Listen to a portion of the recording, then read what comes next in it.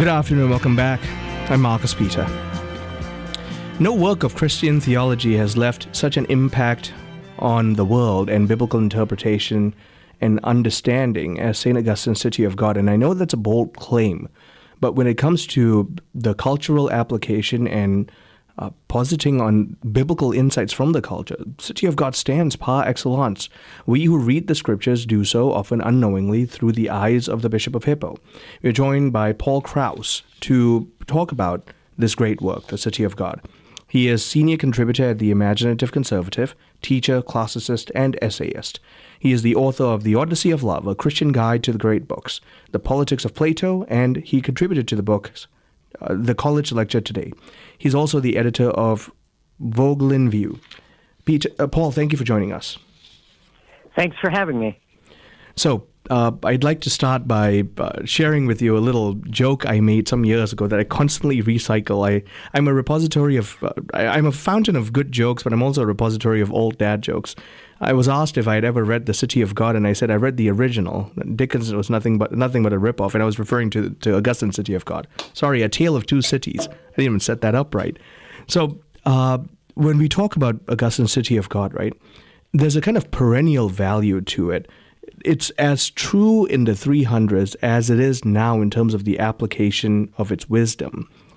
And that's something that we can take for granted. Why do you think the City of God is not as widely read as it is? Well, one of the reasons I think the City of God is not as widely read as it is actually has to do with its own significance and influence down through time and history. St. Augustine, of course, especially in the Western Christian tradition, was the most cited theologian through the Middle Ages, and he was also, as maybe many Catholics know, the favored early church father among the Protestant reformers. That's true. Luther and Calvin cited Augustine more than any of the other church fathers, too, to try to gain credence for their views. And among his most famous works, I think most people know the Confessions, and maybe they've read the Confessions. But even if they haven't read The City of God, so much of Catholic theology, interpretation, symbolism, archetypes of understanding Scripture were really just inherited and commented on over 1,600 years of the Catholic tradition. So even if you haven't read The City of God, you've actually encountered Augustine's arguments secondhand. Right. And ironically, when everybody who is, a cleric or a philosopher or a theologian who's trying to teach the faith uses Augustine, that causes those reading those works or listening to those words to kind of not read Augustine because you're getting him secondhand. But I think more people should read The City of God because I think you were right in introducing it. It really does have so much perennial wisdom, and it is as relevant today as it was when it was written in the 5th century. Right.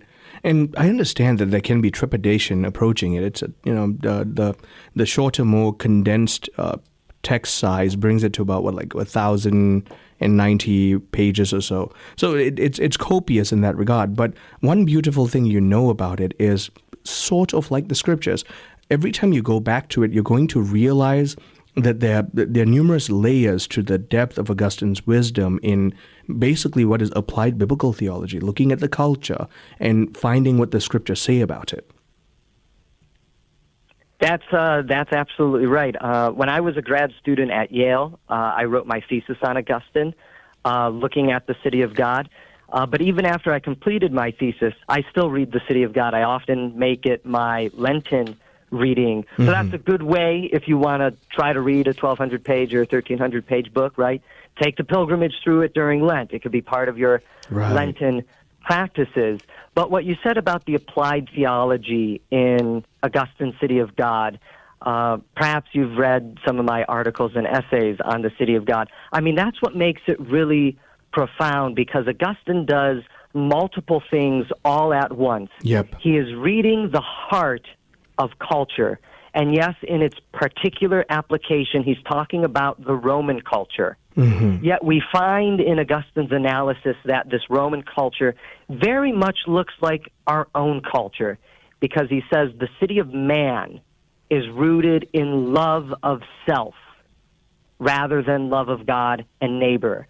So it's a culture, the city of man is a culture of all about me. What can I get out of the world? What do I get out of human relationships? What do I get out of education? What do I get in determining what is right and what is wrong for my own life?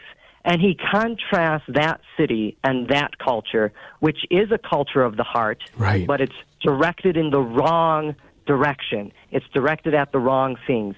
That is contrasted with his understanding of the city of God, which is really the city of love. And he defines it, of course, as the city which is premised on the love of God and neighbor to the point of the contempt of self. What can I do to help others? What can I do to help my community? What can I do to honor and serve God? And what makes his writing so remarkable is he sees this in the Old Testament as well. When Augustine reads theologically the story of Israel, he sees a carnal Israel, the unfaithful Israelites who engage in idolatry, with the faithful Israel that was always out serving God, serving neighbor, like the prophets and the patriarchs. And that, of course, is the Israel that was divided among itself, but also the Israel that was the scorn of the ancient empires in the Old Testament world. Right. Now, I don't want to get too much into the weeds of what I'm about to ask or just put to you, but one thing that does come out in the entire work is that, so Augustine spent 13 years writing The City of God, and he is constantly trying to draw the reader to the order of the book. You get to about, say, book 10, right? And he goes, so the first 5 books have been written about this, and then the following 5 books were written about this, because he's trying to build this kind of systematic line of argumentation for this core truth about the primacy of the city of God. And this shows his heart as a teacher and a preacher and a bishop for bringing his sheep along in discovery of truth.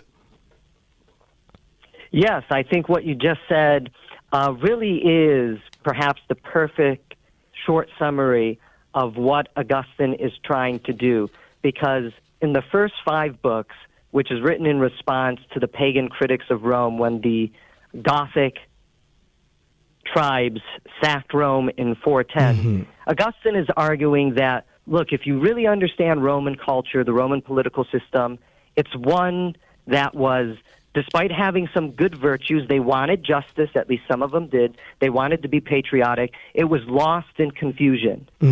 Books 6 through 10, when he critiques the philosophers, ironically, they claim to be wise men, but they're lost in confusion too. And then as he runs through books 11 to 22, when he really gets into his biblical theology, he guides our hand in overcoming the confusions of interpreting the symbols of the Old Testament, so that we can see Christ in Genesis, that we can see Christ with the patriarchs, that we see Christ in the Noah's Ark story, and then it all starts to reveal the order and truth of real love and real truth, which is found in God. And that is ultimately, fully, and entirely revealed to us come the New Testament. And see, there's so much we can talk about in terms of the recovery of and the constant application of the science of typology in the reading of Scripture. And we're out of time in the segment. So, Paul, how can people reach you if they want to find out more about the City of God or the work you do? So you introduced me. I'm the editor-in-chief of Vogel in View. It's a humanities journal online. Some of my writings are there. You can find my writings on The Imaginative Conservative, but you can find a lot of my writings in my books, including The Odyssey of Love and my most recent book, Muses of a Fire, Essays on Faith, Film, and Literature, which includes a chapter on Augustine's City of God. Well, thank you, Paul. My guest has been Paul Krause, senior contributor at The Imaginative Conservative. Stay tuned. I'm Marcus Peter.